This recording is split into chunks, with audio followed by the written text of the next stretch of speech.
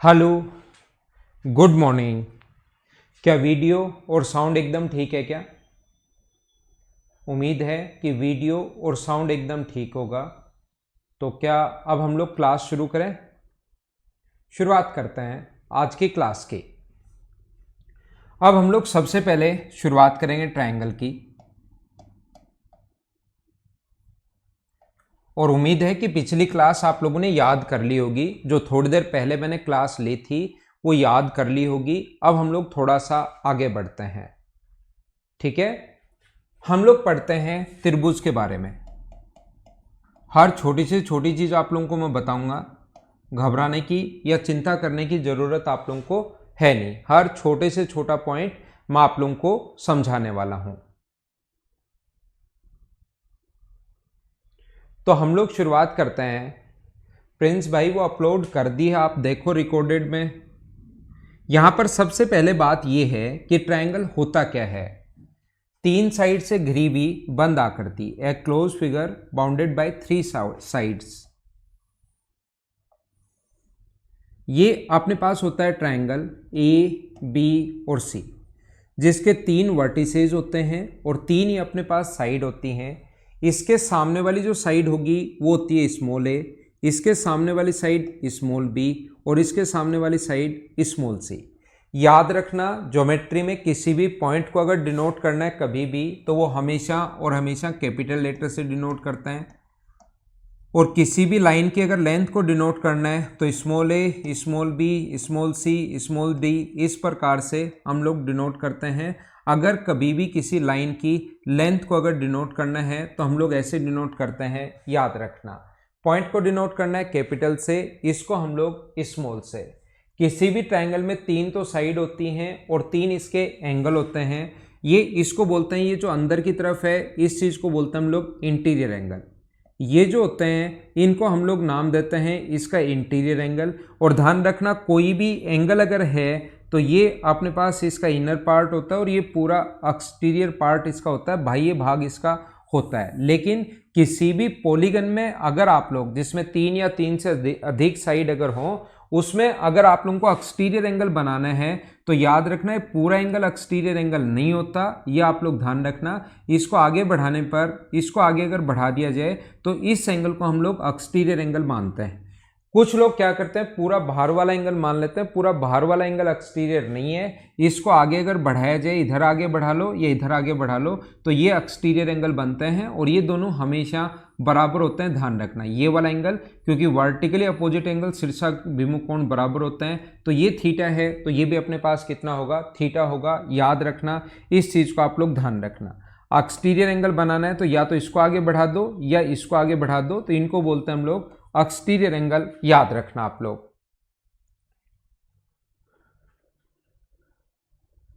ठीक है सौरभ।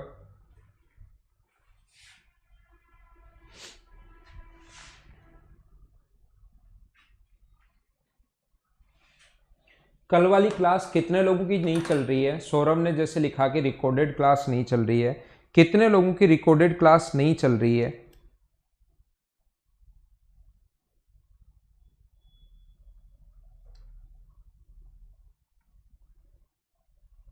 ठीक है एडविन प्रिंस साहब, आपकी बात मैं मानूंगा।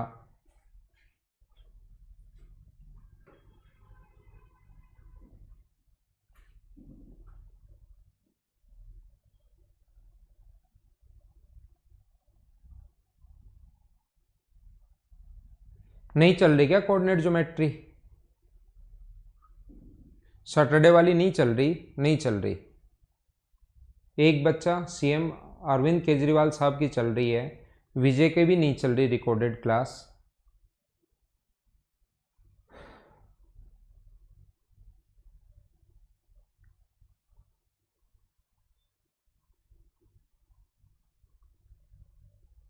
ठीक है, देखिए ध्यान से सुनना आप लोग, ध्यान से समझाने की मैं कोशिश करता हूं।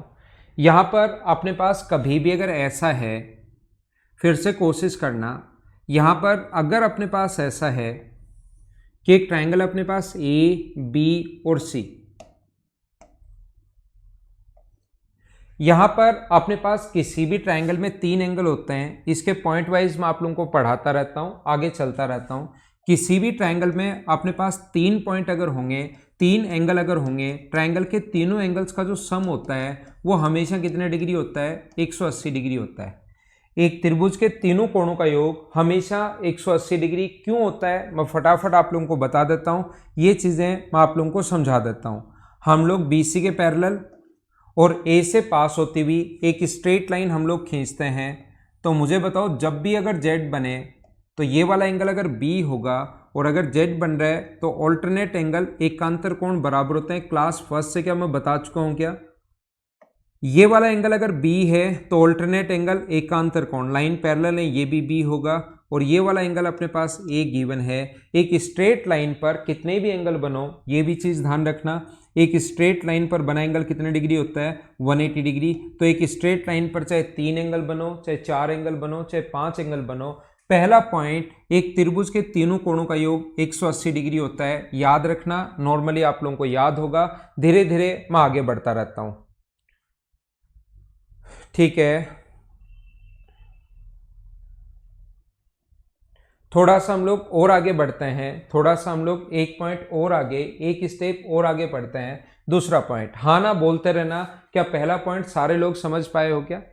त्रिभुज के तीनों कोणों का जो योग होता है, ट्रायंगल के तीनों एंगल्स का जो सम होता है वो हमेशा कितने डिग्री होता है? 180 डिग्री होता है। ये आप लोग, उम्मीद है सारे लोग समझ पाए होंगे।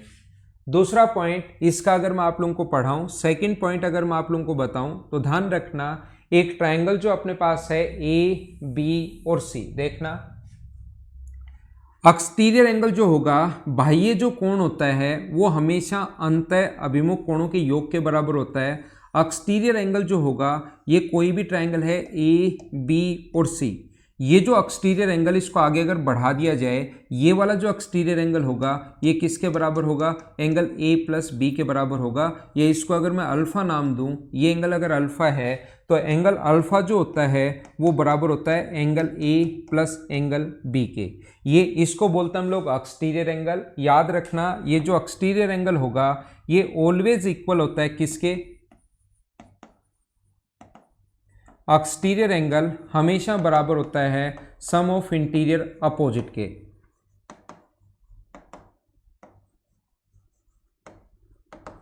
सम ऑफ इंटीरियर अपोजिट एंगल के बराबर होता है। बाह्य कोण हमेशा बराबर होता है अंतः अभिमुख।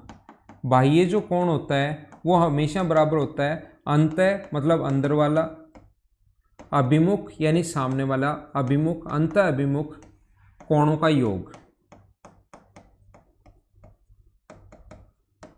ये जो एंगल होगा अपने पास exterior angle, sum of interior opposite अंतः और अभिमुख कोणों के योग के बराबर होगा।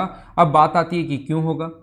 मुझे आप लोग ये बताइए, ट्रायंगल का तीसरा जो एंगल है अपने पास, ये वाला एंगल अगर मैं A मानूं और ये वाला अगर B मानूं, ये इसको मैं x मानूं और ये y मानूं, हमें पता है कि ट्रायंगल के तीनों एंगल्स का सम 180 डिग्री होता है। तो ये वाली साइड क्या 180 माइनस एक्स प्लस वाई होगी क्या?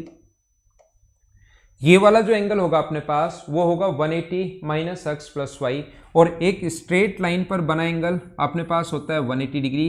तो इस वाले को और इस वाले को अगर आप लोग ऐड करोगे, 180 minus angle x minus x plus y, इन दोनों को जोड़ के 180 में से घटाओगे तो यह आना है प्लस एंगल अल्फा बराबर, अगर 180 है तो 180 से 180 कट गया और एंगल अल्फा जो हुआ किसके बराबर होगा? Angle x plus angle y. यही हमें प्रूव करना था कि एंगल अल्फा जो बराबर होता है वो एक्स प्लस वाई के बराबर होता है या ए प्लस बी के बराबर होता है। मैं आपको क्या बताना चाह रहा हूँ, अगर हम लोग इसको यहाँ पर इस तरीके से इसको अगर आगे बढ़ा दें तो ये बाहर वाला जो एंगल होगा वो किसके बराबर होगा? एंगल बी पर वाई या जो भी है और इस पर इसके बराबर होगा। ऐसे ही इसको अगर आगे बढ़ा दिया जाए तो ये वाला एंगल किसके बराबर होगा? Angle A plus angle C के इंटीरियर अपोजिट के सम के बराबर होता है। उम्मीद है कि दूसरा पॉइंट आप लोग अच्छे से सही टाइप से समझ पाए होंगे।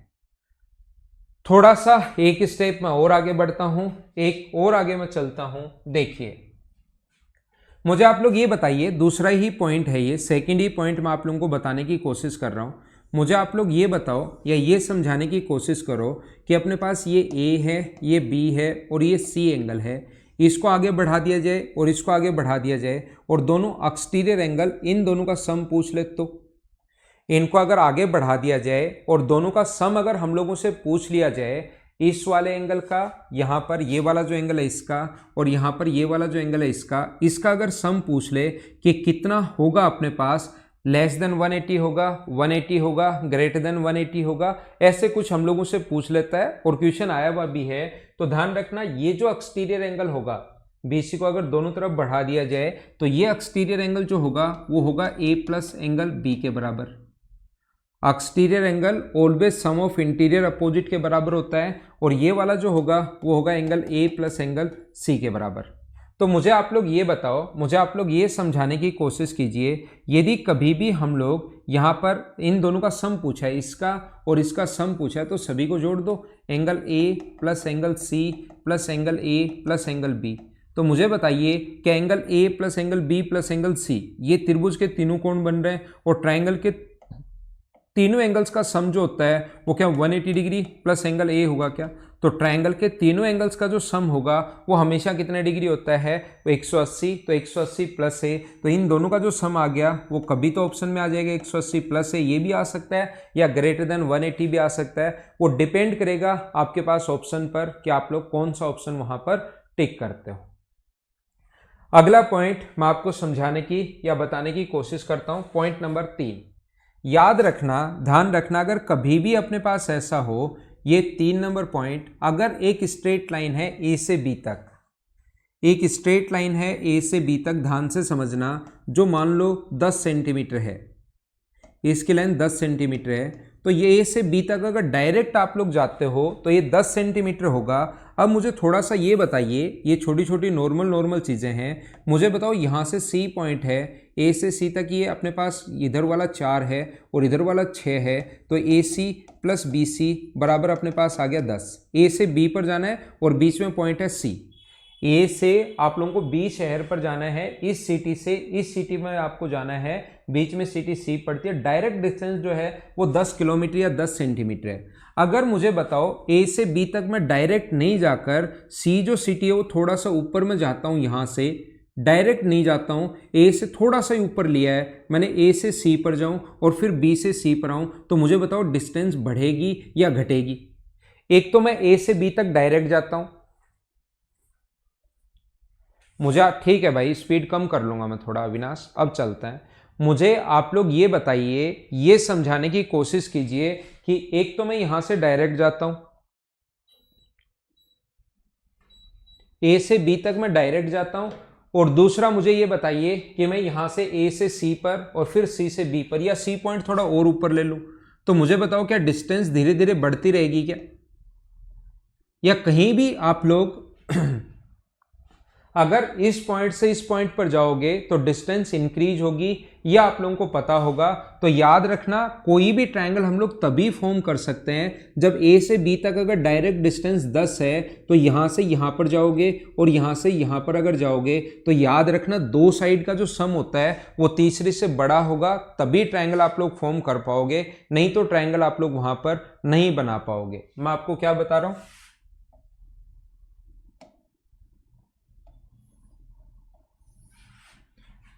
ये अपने पास ऐसा है A, B और C, एक ट्रायंगल अपने पास A, B और C। तीसरे पॉइंट में मैं आपको ये बता रहा हूं, कोई भी ट्रायंगल आप लोग ये A है, ये B है और ये C है, कोई भी ट्रायंगल आप लोग तभी फॉर्म कर पाओगे, तभी आप लोग बना पाओगे जब दो साइड का जो सम होगा A प्लस B हमेशा बड़ा होगा किससे? C से। B plus A plus C जो होगा वो हमेशा बड़ा होगा किससे? B से। और B प्लस C हमेशा बड़ा होगा किससे? A से।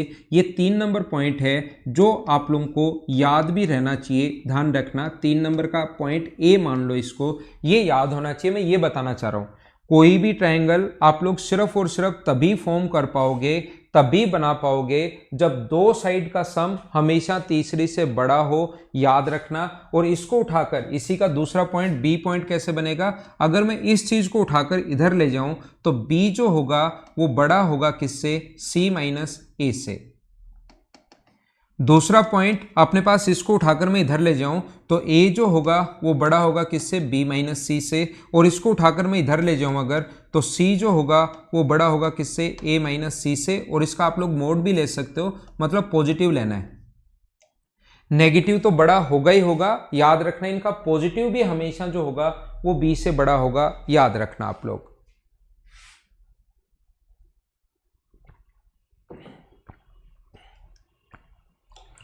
मैं आपसे क्या पूछना चाह रहा हूं या क्या समझाना चाह रहा हूं, याद रखना ट्रायंगल की दो साइड का सम। मैं ये समझा रहा हूं ट्रायंगल की दो साइड का जो सम होता है वो हमेशा तीसरी से बड़ा होता है, तभी आप लोग ट्रायंगल बना सकते हो, नहीं तो आप लोग याद रखना ट्रायंगल नहीं बना पाओगे। दो साइड का सम हमेशा तीसरी से बड़ा और दो साइड का डिफरेंस हमेशा तीसरी से छोटा होता है, यह आप लोग याद रखना, इस चीज को आप लोग ध्यान रखना।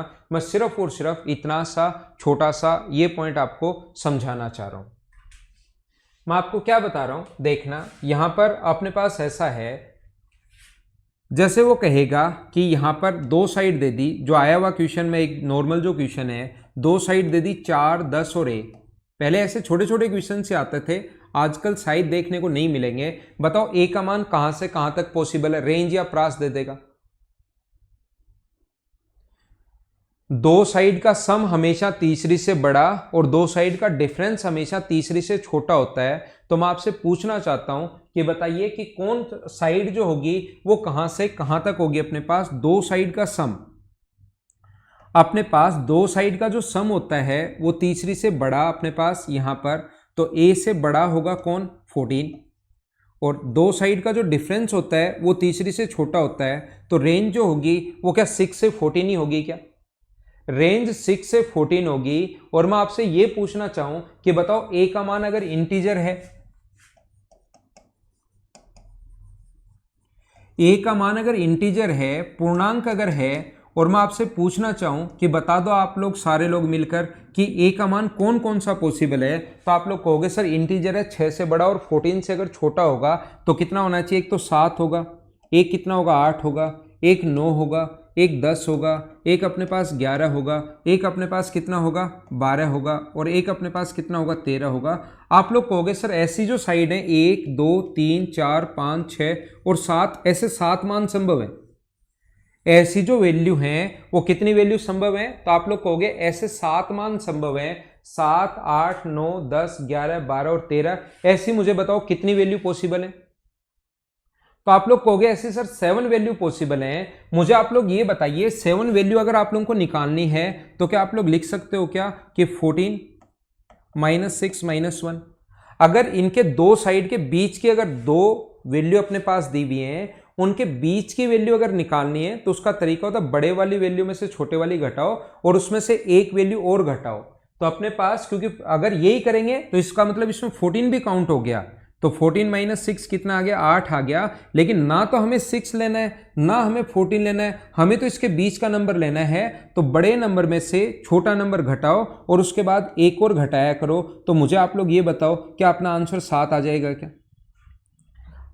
अब मैं आपको क्या समझाना चाह रहा हूं जो नॉर्मली आप लोग समझ नहीं पा रहा कोई भी स्टूडेंट, मैं आपको यह बताना चाह रहा हूं कि मान लो मैं बोलूं कि इससे अगर ये इंटीजर है तो कितने ट्रायंगल बनाए जा सकते हैं। तो आप लोगों को पता होगा कि दो साइड का जो सम होता है वो तो सबसे बड़ी साइड तो ये होगी, जैसे 14 हुआ, या ऐसे लिख लो दो साइड का जो डिफरेंस होगा b - c a, और यहां पर आपने पास b + c। मुझे बोलिए क्या बिल्कुल ठीक है क्या। जैसे सबसे बड़ी साइड आई 14 और छोटी साइड आई 6, उसी चीज को मैं यहां पर आप लोगों को बता रहा हूं। अब हम लोग क्या करते हैं, मैं आपको यह समझाना चाह रहा हूं या ये बताना चाह रहा हूं, मुझे बताइए a के कितने मान पॉसिबल है ये अगर निकालना हो, यानी कि इन दोनों के बीच के कितने नंबर है वो निकालना पड़ेगा। इन दोनों के बीच के कितने नंबर हैं वो हम लोगों को फाइंड आउट करना पड़ेगा। जैसे 14 और 6 के बीच में कितने नंबर हैं, तो 14 में से 6 माइनस कर दोगे तो बीच में 8 नंबर नहीं होते, बीच में 7 नंबर होते हैं। तो 14 माइनस 6 माइनस 1 और करना पड़ता है, कॉन्सेप्ट होता है, याद रखना। तो मैं आपको क्या बता रहा हूं, मुझे बताओ सबसे बड़ी साइड, जैसे 14 में से 6 माइनस किया तो यहां पर क्या करोगे, b प्लस सी में से माइनस करोगे कौन सा, ये b माइनस सी।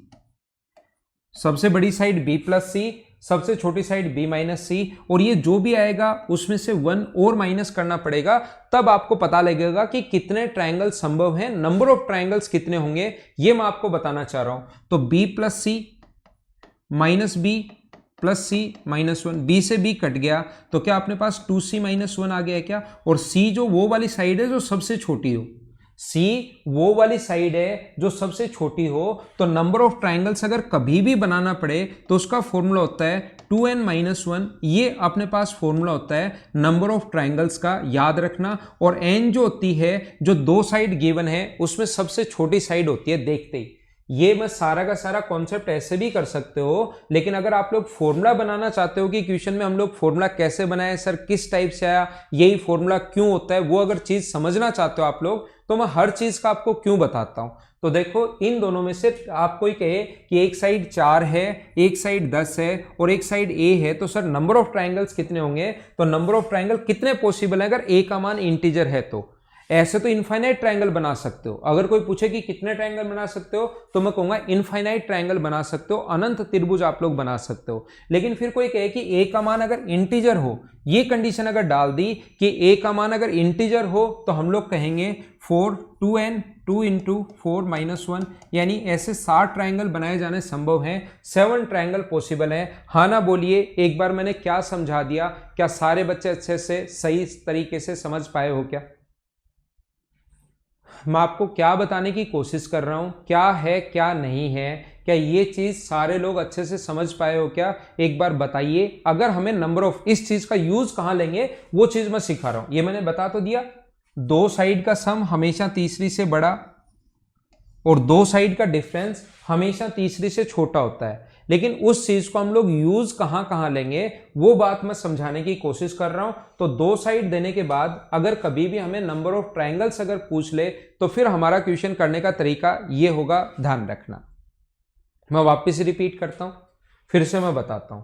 देखो मैं क्या कह रहा हूं, मैं आपको यह बताने की कोशिश कर रहा हूं कि एक ट्रायंगल है अपने पास जिसकी साइड है 5, एक साइड 5 है और एक साइड अपने पास 7 है, तो बताओ इससे कितने ट्रायंगल बनाने पॉसिबल हैं। अपने पास एक साइड 5 है और एक साइड 7 है और एक साइड a है, और a यहां पर अगर इंटीजर है तो कितने ट्रायंगल बनाने पॉसिबल हैं, ऐसा हम लोगों से पूछता है कि कितने ट्रायंगल पॉसिबल होंगे। तो याद रखना, जो a अगर इंटीजर है, पूर्णांक अगर है, कुछ लोगों ने रिपीट लिखा, उनके लिए मैं वापस समझा रहा हूं पूरा क्वेश्चन। तो मैं ये बता रहा हूं, दो साइड का सम हमेशा तीसरी से बड़ा 12, ये तीसरी से बड़ा होगा, और दो साइड का डिफरेंस हमेशा तीसरी से छोटा होगा। तो बताओ a का मान क्या क्या हो सकता है। अगर मैं आपसे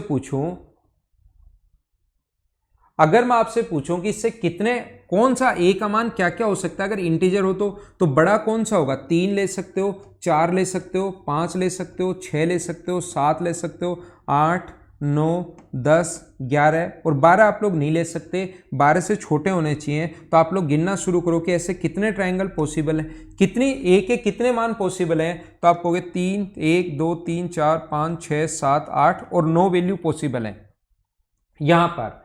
या आपसे पूछे कि पहला question number of possible triangle अगर पूछे कि कितने त्रिभुज पॉसिबल हैं, अगर आपसे पूछता है नंबर ऑफ पॉसिबल ट्रायंगल,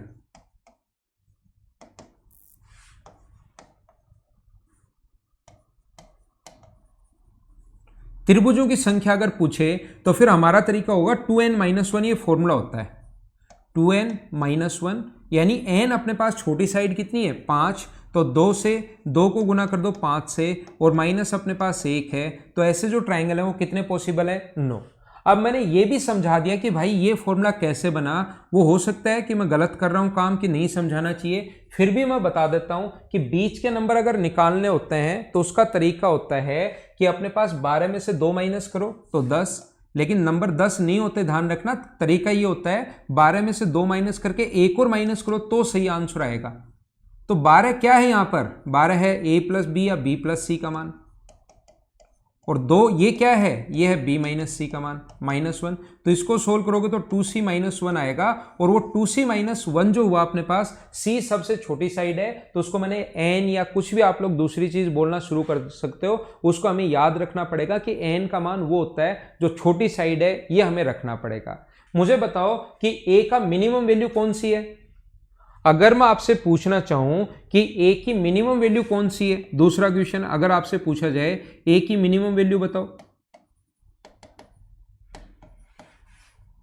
न्यूनतम मान बताइए, तो आप कहोगे सर a का न्यूनतम मान 3 है। अगर मैं पूछूं a की मैक्सिमम वैल्यू बताओ, अब की बार तो क्या समझ गए हो क्या? a की मैक्सिमम वैल्यू अगर आपसे मैं पूछूं तो आप लोग कहोगे a की मैक्सिमम वैल्यू 11 है, ठीक है ना। a की अपने पास c स्मॉलेस्ट कैसे है? c सबसे छोटी साइड ही तो है, तभी तो घटाओगे उसमें से।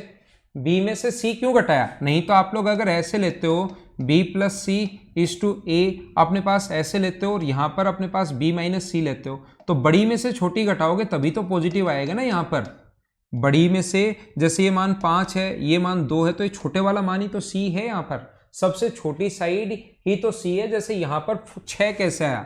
6 तब आया जब आपने 10 में से 4 माइनस किया, तभी तो 6 आया। तो 10 तो अपने पास वैल्यू में b की मान रहा हूं और ये c की मान रहा हूं, तो सबसे छोटी वैल्यू तो यही है।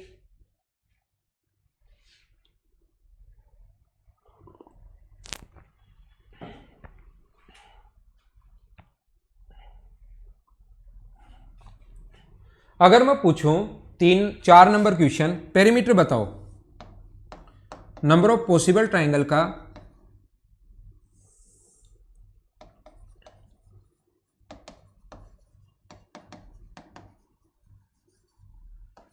पेरीमीटर आप लोग बताइए, परिमाप बताओ सभी का, जितने भी ट्रायंगल्स बनेंगे उन सभी का परिमाप बताओ। चलो करने की कोशिश करो।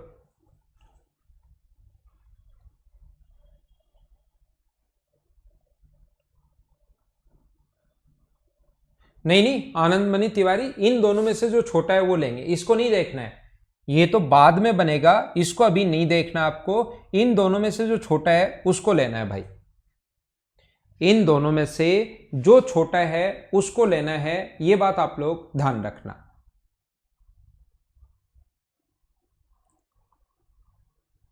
बाद में भी छोटा बन के 3 तो आ रहा है, लेकिन उस 3 को नहीं लेना है। n का मान सबसे छोटी साइड जो 2 हमें गिवन है ना, उसमें सबसे छोटी लेनी है, ये याद रखना आप लोग।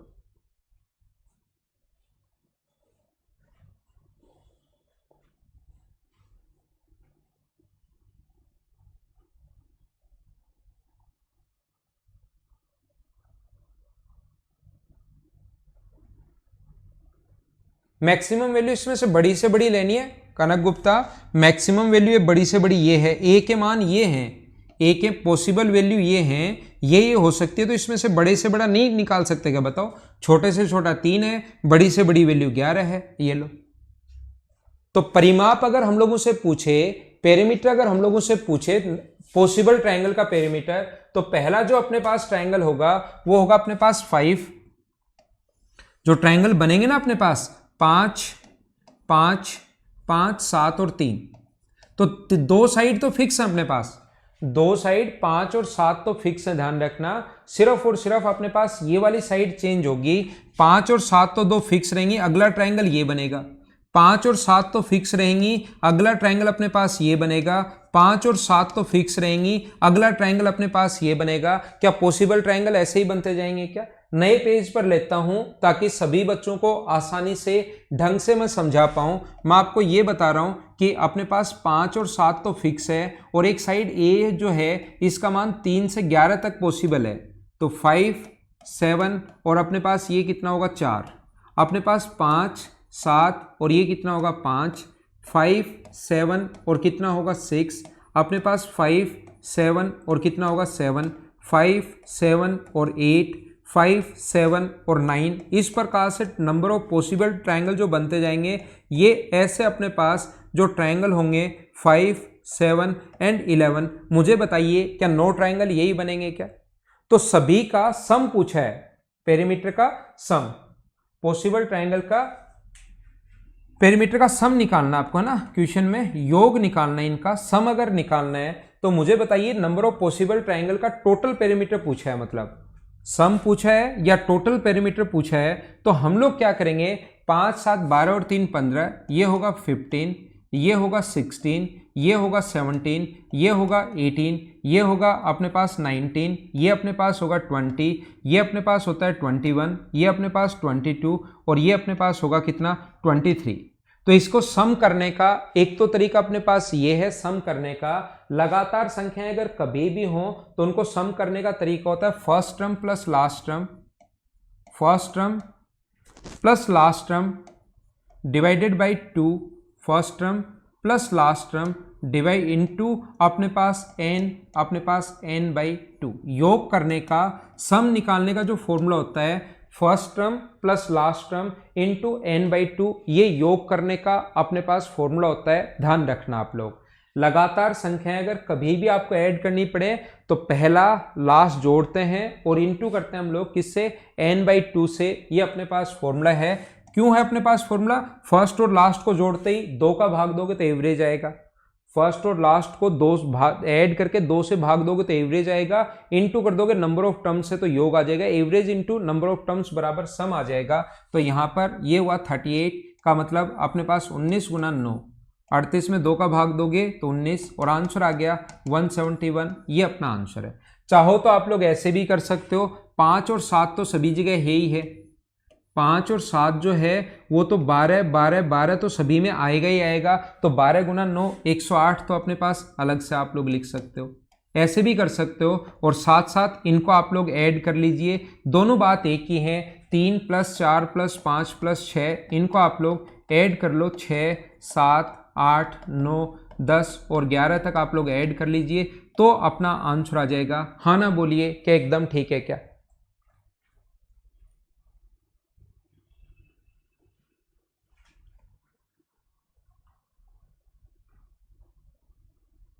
क्या सारे लोग समझ पाए हो क्या? साथ साथ मैं आपको क्वेश्चंस भी कुछ करवा रहा हूँ साथ साथ, ताकि आपके कॉन्सेप्ट क्लियर हो और हर चीज मैं बता रहा हूँ आपको कि क्यों आया। तो इससे अपने पास नंबर ऑफ पॉसिबल ट्रायंगल जो होंगे, हाँ ना बोलिए एकदम ठीक है क्या? वो तो नंबर ऑफ पॉसिबल ट्रायंगल है, ये जो है ये तो सिर्फ कितने ट्रायंगल बन सकते हैं, सिर्फ उसी से हमें पता लगेगा कि इतने ट्रायंगल पॉसिबल हैं। ये तो हमें नंबर ऑफ पॉसिबल ट्रायंगल कितने होंगे इतना ही हमें पता लगाना पड़ेगा। लेकिन उसके बाद अगर हमें टोटल सभी का अगर परिमाप हम लोगों से पूछ ले तो सभी का परिमाप निकालने का तरीका अपने पास ये होता है। यदि हम लोगों से पूछ ले क्वेश्चन में कभी भी कि आप लोग बताइए टोटल एरिया बताओ पॉसिबल ट्रायंगल का,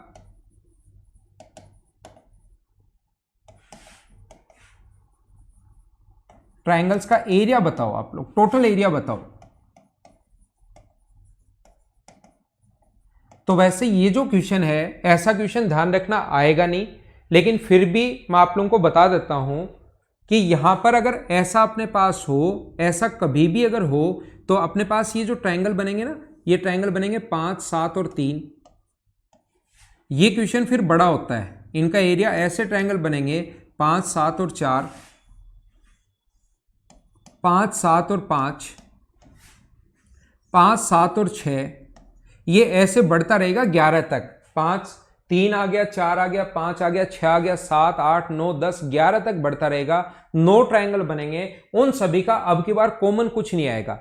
परिमाप में तो 5 और 7 कॉमन आ गया था, अब की बार कॉमन कुछ नहीं आएगा। इसमें भी आपको हीरोज फॉर्मूला लगाना पड़ेगा, s s minus a, s minus b, s minus c और एस माइनस डी, ये अपने पास। और s की वैल्यू होती है a plus B plus C by two. तो अपने पास ये कंप्लीट फिर अगर कभी पूछ भी ले तो याद रखना हमें सोल्व करना ही पड़ेगा, करना ही पड़ेगा और करना ही पड़ेगा। ये बात आप लोग ध्यान रखना, इस चीज को आप लोग याद रखना।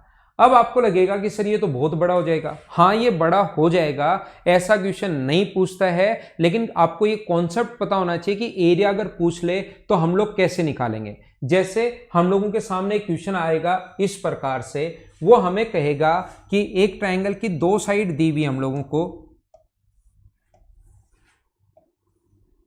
ए बी और सी। देखना ये ए है, ये बी है और ये सी है। a इंटू बी बराबर अगर 5 है, a इंटू बी बराबर अगर 5 है और a comma B comma C integer अगर हैं,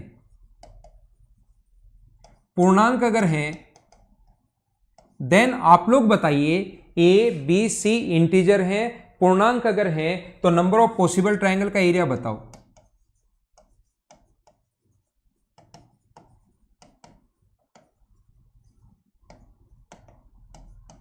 चलो करने की कोशिश करो, टोटल एरिया आप लोग बताइए।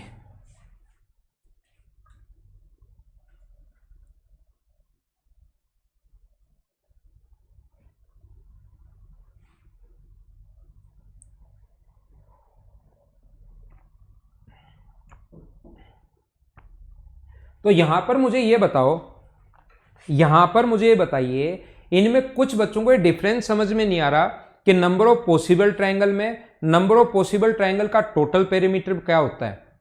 इन दोनों में मैं बता दूं, नंबर ऑफ पॉसिबल ट्रायंगल का मतलब होता है जितने त्रिभुज बनाए जाने संभव उनका मान बताओ, सिर्फ कि 1 बना सकते हो, 2 बना सकते हो, 5 बना सकते हो, 7 बना सकते हो, 10 बना सकते हो, उनका सिर्फ मान बताइए।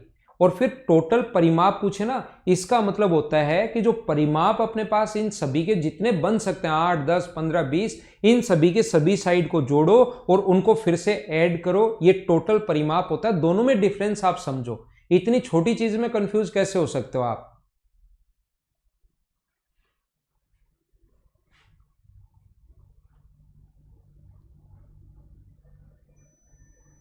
मुझे आप लोग ये बताइए, ये वाली जो साइड है ये अपने पास 5 अगर होगा तो 5 के लिए मुझे सारे लोग बताओ क्या सिर्फ और सिर्फ 1 और 5 ही हो सकता है क्या?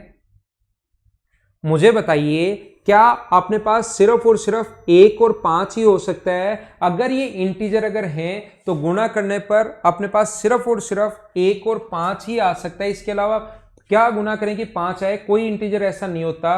तो कौन कौन से ट्रायंगल संभव है, कितने ट्रायंगल संभव है? पहली बात तो मैं ये करूं तो नंबर ऑफ पॉसिबल ट्रायंगल अगर कभी निकालने हो तो 1 को गुना करो आप लोग 2 से, 2 इंटू एन माइनस 1। तो मुझे बताइए क्या ओनली और ओनली एक ही ट्रायंगल बनेगा क्या? मुझे बताओ क्या ओनली और ओनली एक ही ट्रायंगल बनेगा? यानी इनका सम जो होता है वो तो कितना होगा 6। एक मान लो, तीसरी साइड आप लोग सी मान लो और इनका डिफरेंस कितना होगा 4। तो सी का मान क्या ओनली और ओनली 5 ही पॉसिबल है क्या? इसकी वैल्यू ए का मान ओनली पॉसिबल है 1, बी का मान पॉसिबल है कितना 5, बी का मान अपने पास पॉसिबल है 5 और सी की वैल्यू भी पॉसिबल है कितनी 5। हाँ ना बोलिए, क्या एकदम ठीक है क्या? अपने पास सिर्फ और सिर्फ एक ही ट्रायंगल पॉसिबल होगा और किसी भी ट्रायंगल की तीनों साइड अगर आपके पास हैं तो अपने पास नंबर ऑफ पॉसिबल ट्रायंगल लिखेगा तो आपके दिमाग में अचानक आएगा यार बहुत सारे बन सकते हैं, लेकिन बहुत सारे अगर बन सकते हैं उसमें नंबर ऑफ पॉसिबल ट्रायंगल का एरिया का नहीं कहेगा, फिर उसमें किसका कहेगा? उसमें परिमाप का कहेगा। तो जल्दी हम लोग निकाल लेंगे, नहीं तो वो क्वेश्चन बहुत लेंदी हो जाएगा। अगर 9-10 ट्रायंगल बनेंगे तो बहुत लेंदी क्वेश्चन हो जाएगा, फिर वैसा आपसे नहीं पूछता है। क्या दोनों क्वेश्चन में मैं क्या बताने की कोशिश कर रहा हूं समझ आ रहा है क्या? अब आप लोग यहां से इसका सबसे पहले एरिया निकालने का फॉर्मूला होता है इसकी हाइट निकाल लो। अगर आइसोसेलेस ट्रायंगल है तो यहां पर अपने पास 1 है तो ये अपने पास होगा 1/2। तो हाइट जो होगी वो कितनी होगी? 5 के स्क्वायर 25 में से, पाइथागोरस थ्योरम में से 25 में से 1/4 आप लोग माइनस कर दीजिए तो अपने पास ये हाइट आ जाएगी। 100 में से 1 माइनस करोगे तो √99/2 इसकी हाइट आ गई। तो एरिया का फॉर्मूला होता है हाफ इंटू बेस, अपने पास बेस कितना है 1 है और हाइट कितनी है √99/2 है। तो क्या एरिया जो आ गया वो क्या √99/4 आ गया है क्या? अगर आइसोसेलेस ट्रायंगल है तो ऐसे कर लेंगे, बाकी एरिया का जैसे चाहो आप लोग हीरोज फॉर्मूला लगा दो या और किसी तरीके से कर लो। तीनों साइड आने के बाद तो यहां मेरा ज्योमेट्री पढ़ाते टाइम ये काम नहीं है कि मैं आपको एरिया निकालना सिखाऊं, वो मेंसुरेशन में आप लोग सीख जाओगे या सीख लिया होगा। उम्मीद है कि आप लोग समझ पाए होंगे। ठीक है, C5 कैसे, मैं आपको ये बता रहा हूं 4 और 6 के बीच। सबसे पहले बात कर रहे हैं किससे, बात करते हैं राहुल से। राहुल निमेश देखना, 4 और 6 के बीच मेरे भाई सारे के सारे नंबर लिखो इंटीजर 4 और 6 के बीच। 4 और 6 ABC इंटीजर है और C का मान 4 और 6 के बीच है। तो जितने अपने पास नंबर है वो सारे के सारे एक बार कॉपी में लिखो और वो मुझे निमेश आप बताओ कि कौन सा आया। दीपांशु भाई थोड़ा सा आप लोग सुबह सुबह, इसीलिए मैं कहता हूं कि नहा धोकर आप बैठा करो और रात को थोड़ी देर सोया करो। किसी की वैल्यू -1 कैसे हो सकती है? अपने पास कोई भी लेंथ -1 में कैसे देगा? ट्रायंगल की वैल्यू अपने पास एक से, आपके पास -1 सेंटीमीटर बनाना है, आज आपको -1 किलोमीटर दौड़ कर आना है, तो इसका मतलब क्या हुआ? क्या पिछला दौड़ा गया हम लोग माइनस करेंगे? तो थोड़ा दीपांशु इसीलिए मैं कहता हूं सुबह सुबह आप एक तो नहाया करो और रात को थोड़ी देर सोया करो। दो चीजें आप लोग ध्यान रखो। और आगे और कोई दिक्कत है तो मैं बताता हूं, फिर आगे बढ़ता हूं।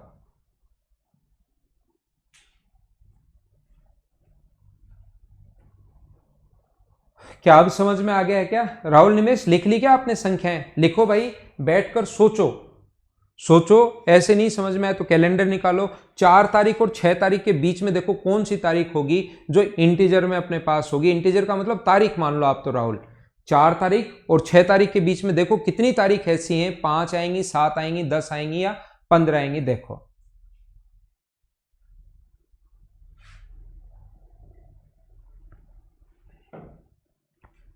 क्या आगे चले।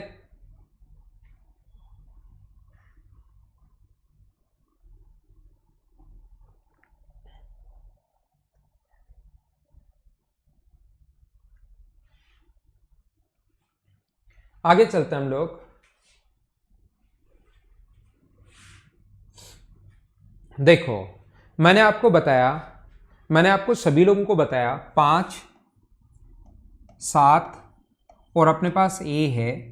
तो हमें मिनिमम वैल्यू लास्ट में ए की क्या है वो नहीं ढूंढनी पड़ती, हमें मिनिमम वैल्यू किसकी ढूंढनी पड़ती है? इन दो जो साइड गिवन है, ए तो हमें शुरुआत में दिया हुआ ही नहीं है, तो 2n-1। तो इन दोनों में से मिनिमम वैल्यू ढूंढनी पड़ती है, एन का मान वो होगा। ये मैं पहले भी मैं बता चुका हूं, ये वाली जो बात है ना मैं पहले भी बता चुका हूं, लेकिन एक बच्चे को अभी तक नहीं समझ में आ रहा, पता नहीं क्यों। ये चीज मैंने पहले भी बताई, फिर बता रहा हूं। और चाहे एक 10,000 रुपए के स्टाम्प पेपर पर लिखवा लो, उसको अब भी नहीं समझ में आएगा कि सर क्या कहना चाह रहे हैं, क्योंकि वो तो अपने दिमाग में जो बैठा है सुबह से लेकर, सुबह से कि एकदम पानी लेकर हाथ में, की कसम खाता हूं कि मेरे दिमाग में रहेगा वही मुझे रखना है, बाकी मुझे अगला कुछ भी बताए उसको दिमाग में घुसने देना ही नहीं है। तब तक तो मैं क्या कर सकता हूं आप बताइए। मैंने पहले भी ये चीज समझाई, सिखाने की कोशिश की, बार बार मैंने बताया कि आपको इसकी मिनिमम साइड अभी पता ही नहीं, तो इसकी कहां से लोगे आप, वो तो बाद में आई है। तो मिनिमम साइड इन दोनों में से लेनी है, तो 5 लोगे आप लोग, ध्यान रखना, मिनिमम 3 नहीं लोगे। क्या अब जो बार बार क्वेश्चन पूछ रहा है एक बच्चा, वो अब तो समझ पाया है क्या? आओ आगे चलते हैं। मुझे आप लोग ये बताइए, ये अपने पास यहां पर ऐसा अगर कभी आ जाए ए बी और सी, ए बी और सी, मैं बोलता हूं कि ये ए है, ये बी है और ये सी है। ए इंटू बी बराबर, अगर अपने पास 6 हो तो नंबर ऑफ पॉसिबल ट्रायंगल आप लोग बताइए। चलो करने की कोशिश करो, नंबर ऑफ पॉसिबल ट्रायंगल आप लोग बताइए।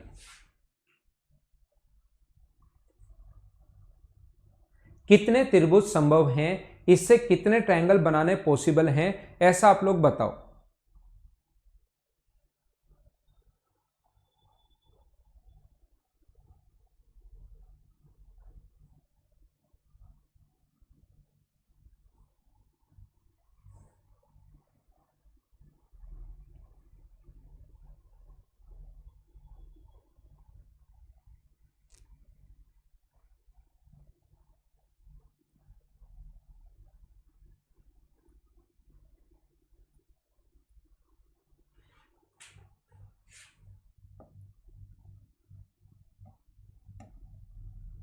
देखिए तो a इंटू बी और ए बी सी ध्यान रखना इंटीजर ऐसे लिखा हुआ मिलेगा।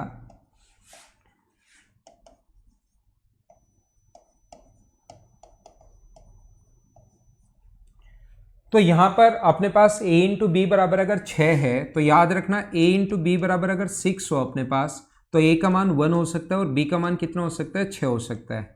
a इंटू बी बराबर अगर 6 है तो a का मान 2 हो सकता है और b का मान 3 हो सकता है। क्या इसके अलावा कोई वैल्यू पॉसिबल है क्या?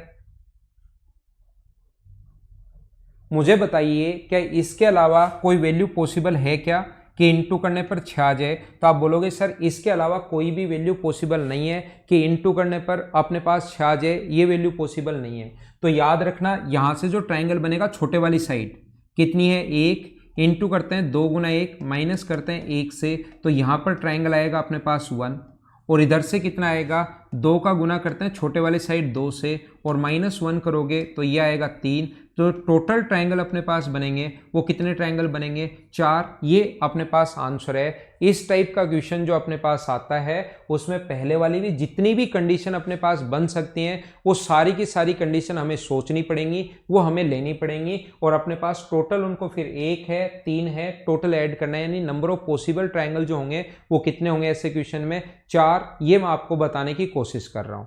मैं फिर समझा देता हूं, फिर मैं आप लोगों को बता देता हूं। जैसे कहीं भी अगर आ गया a इंटू बी बराबर 12 तो 12 और ये इंटीजर है दिया हुआ मिलेगा, तो ये 12 जो है वो कौन कौन सा हो सकता है, 1 गुना 12 हो सकता है, मतलब इसके फैक्टर करने हैं, 2 गुना 12 हो सकता है, धन 2 गुना 6 हो सकता है, 3 गुना 4 हो सकता है। क्या इसके अलावा कोई हो सकता है क्या?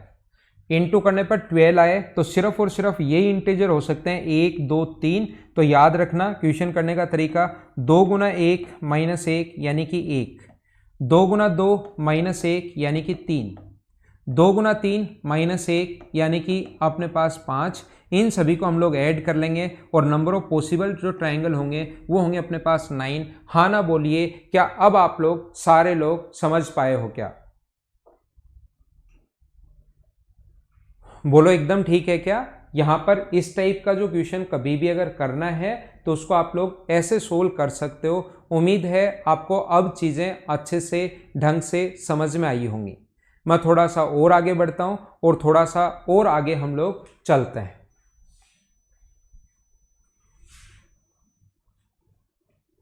अपने पास ऐसा अगर कभी भी हो इस टाइप से, देखना कोशिश करना समझने की। मैं पॉइंट नंबर समझाता हूं आपको 4।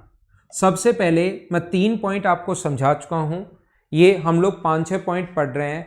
3 पॉइंट मैं आप लोगों को बता चुका हूं। सबसे पहला, ट्राइंगल के तीनों एंगल्स का सम 180 डिग्री होता है। Exterior angle always sum of interior opposite के बराबर होता है, दूसरा क्वेश्चन।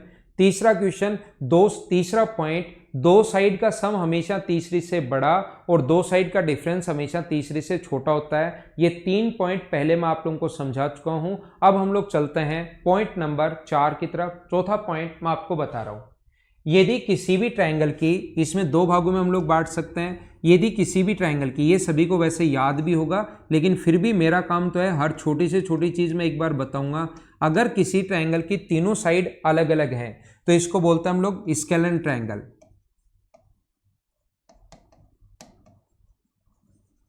विषमबाहु त्रिभुज, अगर तीनों साइड अलग अलग हैं तो इसका नाम होता है विषमबाहु त्रिभुज। ये पता होगा वैसे आपको, नहीं पता तो सीख लेना। यदि दो साइड बराबर हैं किसी भी ट्रायंगल की, अगर दो साइड बराबर है अपने पास यहाँ पर और एक साइड अगर अलग है तो ऐसे ट्रायंगल का जो नाम होता है उसको बोलते हैं हम लोग आइसोसेलेस ट्रायंगल।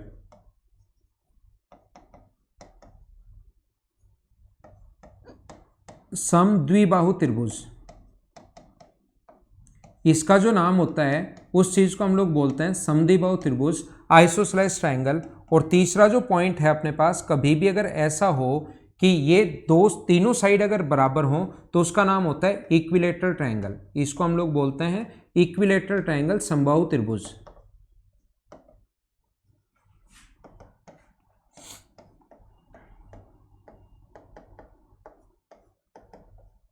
यदि किसी ट्रायंगल के तीनों एंगल लेस देन 90 डिग्री हो, तीनों एंगल ही अगर 90 डिग्री से छोटे हों, लेस देन 90 डिग्री हों, तो इस ट्रायंगल का क्या नाम होता है? इसको हम लोग बोलते हैं एक्यूट एंगल ट्रायंगल, न्यून कोण त्रिभुज। यदि कभी भी अपने पास ऐसा हो, ये अगर ऐसा हो अपने पास, एक कोण अगर 90 डिग्री हो तो ऐसे ट्रायंगल का नाम होता है राइट एंगल ट्रायंगल, समकोण त्रिभुज। राइट एंगल ट्रायंगल या समकोण त्रिभुज। और एक एंगल अगर 90 डिग्री से बड़ा हो, एक एंगल अगर अपने पास 90, ये कम से कम नाम तो याद होने ही चाहिए आपको। एक एंगल अगर 90 डिग्री से बड़ा हो, ग्रेटर देन 90 डिग्री हो, तो उस ट्रायंगल का नाम होता है ऑब्ट्यूज एंगल ट्रायंगल, अधिक कोण त्रिभुज। ऑब्ट्यूज एंगल ट्रायंगल या अधिक कोण त्रिभुज। याद रखना, ध्यान रखना, यदि किसी ट्रायंगल के तीनों साइड अगर अलग अलग हैं तो उसके तीनों एंगल भी डिफरेंट होते हैं। यदि किसी ट्रायंगल की तीनों साइड अलग अलग हैं तो तीनों एंगल भी अलग अलग होंगे। यदि किसी ट्रायंगल की दो साइड बराबर हैं तो उसके सामने के कोण भी हमेशा बराबर होते हैं। यदि किसी ट्रायंगल की दो साइड बराबर हैं तो उसके सामने के कोण भी हमेशा बराबर होंगे। ध्यान रखना, याद रखना, एक अलग होगा। और यदि तीनों साइड बराबर हैं तो फिर तीनों ही इनके सामने के एंगल 180 होता है, 60, 60, 60 और 60 होगा। यदि कभी भी अपने पास ऐसा हो, आगे हम लोग चलते हैं, नेक्स्ट पॉइंट में आपको बताता हूं। यदि कभी भी ऐसा हो किसी ट्रायंगल के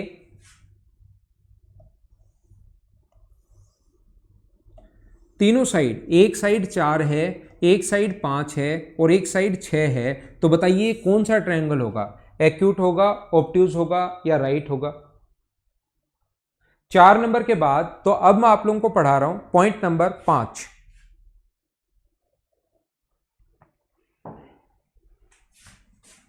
पॉइंट नंबर 5 में मैं ये बताना चाहता हूं, यदि किसी भी ट्रायंगल की तीनों साइड हमें गिवन है, ए, बी और सी, न्यूमेरिक वैल्यू गिवन होगी, तो हम लोग देख लेंगे कि सबसे बड़ी साइड कौन सी है। और ये मान लीजिए कि सबसे बड़ी साइड अगर सी है, ये मान लो कि सबसे बड़ी साइड अगर सी है, तो याद रखना अगर ए स्क्वायर प्लस बी स्क्वायर, यदि a square plus b square अगर ग्रेटर देन सी स्क्वायर है, दो छोटी साइड के स्क्वायर का सम, अगर अपने पास तीनों साइड अलग अलग दे दी तो तुरंत आप लोग बोल दोगे स्केलन है, विषमबाहु है। लेकिन वो पूछेगा, ध्यान रखना, एंगल देकर ये पूछता है कि कौन सा ट्रायंगल है, दो एंगल बराबर है तो आइसोसेलेस। एंगल देकर साइड पर बेस्ड पूछता है, ये होता है साइड पर बेस्ड, साइड के आधार पर, और ये होता है एंगल के आधार पर। लेकिन याद रखना, ध्यान रखना, साइड देकर हम लोगों से पूछता है एंगल पर कि एक्यूट है, ऑब्ट्यूज है या राइट है, और एंगल देकर हमें उल्टा पूछता है कि कौन सा ट्रायंगल होगा, स्केलन है या आइसोसेलेस है या इक्विलैटरल है। तो ये साइड पर बेस्ड, तीनों साइड अलग अलग हो तो ये, दो साइड बराबर है तो आइसोसेलेस, और तीनों साइड बराबर है तो इक्विलैटरल। लेकिन हम लोगों को वहां पर ये देता है एंगल पर बेस कि तीनों एंगल 90 डिग्री से छोटे हैं तो एक्यूट, एक एंगल 90 डिग्री है तो राइट, और एक एंगल 90 डिग्री से बड़ा है तो ऑब्ट्यूज। लेकिन तीनों साइड देकर ऑप्शन लिखा हुआ मिलेगा, एक्यूट है, ऑब्ट्यूज है, राइट है, और दी हुई साइड मिलेंगी। तो उसका कॉन्सेप्ट जो होता है वो क्या होता है, यदि a square plus b square greater than c square है, तो ये वाला जो ट्रायंगल होता है ये एक्यूट एंगल ट्रायंगल होता है, ये अपने पास न्यून कोण त्रिभुज होता है। एक्यूट एंगल ट्रायंगल, न्यून कोण त्रिभुज, ध्यान रखना। यदि कभी भी अपने पास ए स्क्वायर प्लस बी स्क्वायर बराबर अगर सी स्क्वायर है, तो ये आप लोग पाइथागोरस थ्योरम जानते होंगे। ए स्क्वायर प्लस बी स्क्वायर बराबर अगर सी स्क्वायर है तो आप लोग पाइथागोरस थ्योरम से जानते होंगे कौन सा ट्रायंगल होता है, ये होता है राइट एंगल ट्रायंगल, समकोण त्रिभुज। हाँ ना बोलो, एकदम ठीक है क्या? और यदि कभी भी ए स्क्वायर प्लस बी स्क्वायर अगर लेस देन सी स्क्वायर है, मतलब सी स्क्वायर अगर बड़ा है, तो ये वाला जो ट्रायंगल होता है ये होगा ऑब्ट्यूज एंगल ट्रायंगल, अधिक कोण त्रिभुज होता है, ये वाला त्रिभुज याद रखना आप लोग। मुझे ये बताइए आप लोग, इधर ध्यान देना और सीखने की कोशिश करना। अगर कभी भी अपने पास ऐसा हो, ये जो अपने पास 4 का स्क्वायर हुआ 16, दो छोटी साइड ढूंढनी है पहले। 5 का स्क्वायर कितना हुआ 25, और 6 का सबसे बड़ी साइड का स्क्वायर अलग से लिखना है 36। इनको ऐड करोगे तो 41 आ गया, और 41 ये अगर बड़ा है तो कौन सा त्रिभुज होगा? एक्यूट एंगल ट्रायंगल होगा, न्यून कोण त्रिभुज होगा, ध्यान रखना।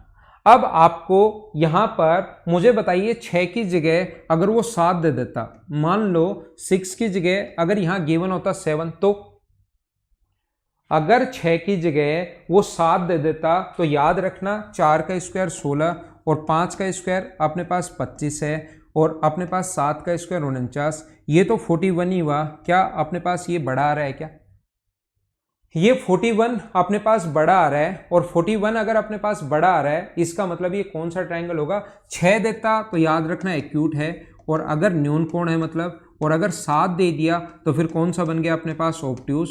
और अगर कभी बराबर आ जाए तो तुरंत उल्टा समझ लेना, राइट एंगल ट्रायंगल होगा, समकोण त्रिभुज होगा, ध्यान रखना। अब आप लोगों के पास बात आती है कि ऐसा क्यों होता है। ये चीज आप लोगों को पता होनी चाहिए कि ये कहां से आया, ऐसा क्यों होता है, कैसे इसको प्रूव करेंगे, ये चीज आप लोगों को पता होनी चाहिए, पहली बात। दूसरा आप लोगों को मैं बता देता हूं, यहां पर एक चीज मैं सिखाता हूं, और ये क्वेश्चन मेंस में ध्यान रखना भाई, आ सकते हैं इस टाइप के क्वेश्चन। ये राइट एंगल ट्रायंगल में ए है, ये बी है, और ये अगर सी है, किसी भी समकोण त्रिभुज में यदि a square plus b square बराबर अगर सी स्क्वायर हो, ए स्क्वायर प्लस बी स्क्वायर बराबर अगर सी स्क्वायर हो, सबसे बड़ी जो साइड होती है 90 डिग्री के सामने, क्योंकि सबसे बड़ा कोण 90 डिग्री है, तो 90 डिग्री के सामने वाली साइड सबसे बड़ी साइड होगी, ध्यान रखना आप लोग। 90 डिग्री के सामने वाली जो साइड होती है वो सबसे बड़ी साइड होती है, सी बड़ा होगा बी से भी, और सी बड़ा होगा किससे? ए से भी। 90 डिग्री के सामने वाली साइड सबसे बड़ी साइड होती है, तो आप एक काम करो, इधर भी सी से गुना कर दो, ए स्क्वायर प्लस बी स्क्वायर, और इधर भी सी से गुना कर दो, सी क्यूब। पहले को भी 2 से गुना कर दिया और दूसरे को भी 2 सी से गुना कर दिया, और इधर भी सी से गुना कर दिया, तो ये आ गया सी इंटू ए स्क्वायर, ये आ गया सी इंटू बी स्क्वायर, और ये आ गया सी का क्यूब। मुझे आप लोग ये बताओ, अगर मैं सी की जगह ए रखता हूं, देखना कोशिश करना समझने की, अगर मैं सी की जगह ए से गुना करूं, एक तो कोई संख्या है मान लो 5 गुना 3, और एक संख्या है फिर मैं 3 गुना 3 ही कर दूं, यानी ये छोटा मान अगर कर दूं तो क्या वैल्यू घट जाएगी? क्या ऊपर तो 45 था, अब 5 की जगह अगर मैं छोटा मान रख दूं कोई भी, तो ये जो नंबर है ये अपने पास डिक्रीज हो जाएगा। तो इसकी जगह अगर मैं ए लिख दूं, छोटा नंबर लिख दूं, इसकी जगह मैं छोटा नंबर लिख दूं, तो मुझे बताइए जब इसको आप लोग सी से गुना कर रहे थे और इसको भी जब सी से गुना कर रहे थे, तब तो ये सी क्यूब के बराबर था, लेकिन जब इसको अब इसको भी छोटा कर दिया और इसको भी घटा दिया, तो ये वाली जो वैल्यू होगी वो क्या सी क्यूब से छोटी आएगी? क्या बताओ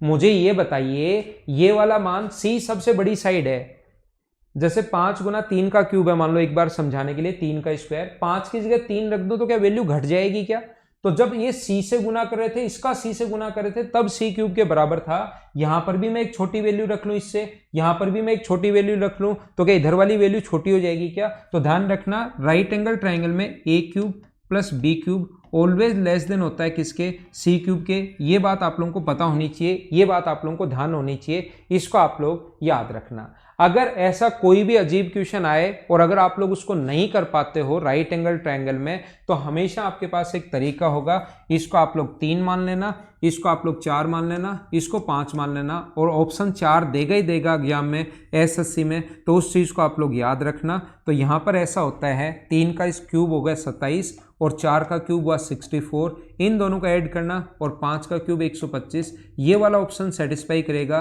कि a cube plus b cube less than c cube है। तो ध्यान रखना, आप लोग कोई भी न्यूमेरिक वैल्यू पुट कर सकते हो अगर आपको कोई क्वेश्चन नहीं आए तो आपको ये होता क्यों है ये आज आपको खुद को पता करने की कोशिश करनी है, नहीं तो मैं आप लोगों को बता दूंगा। आज हमारी थोड़ी सी बेसिक सी क्लास थी, कल से हम लोग थोड़ा सा पॉइंट को और ऊपर लेकर चलेंगे और बहुत स्टैंडर्ड से बहुत डीप से हम लोग पढ़ने की कोशिश करेंगे। तो ये थी आज की हमारी क्लास और कल हम लोग फिर से मिलते हैं मॉर्निंग में 8 बजे। तब तक के लिए बाय बाय, टेक केयर। घर के अंदर रहना, पढ़ाई करते रहना। सिर्फ 5 ही पॉइंट मैंने बताए हैं। त्रिभुज के तीनों कोणों का योग 180 degree, exterior angle always sum of interior opposite के बराबर। 3 नंबर पॉइंट, दो साइड का सम हमेशा तीसरी से बड़ा और दो साइड का डिफरेंस हमेशा तीसरी से छोटा। 4 नंबर पॉइंट, दो भागों में बांट दिया बेस्ड ऑन साइड और बेस्ड ऑन एंगल्स। और 5 नंबर, ये हम लोगों ने एक्यूट ऑब्ट्यूज क्या होता है ये चीज हम लोगों ने समझने की कोशिश की। ठीक है, हाँ, कोसाइन रूल कल से मैं आपको समझाने की कोशिश करूंगा।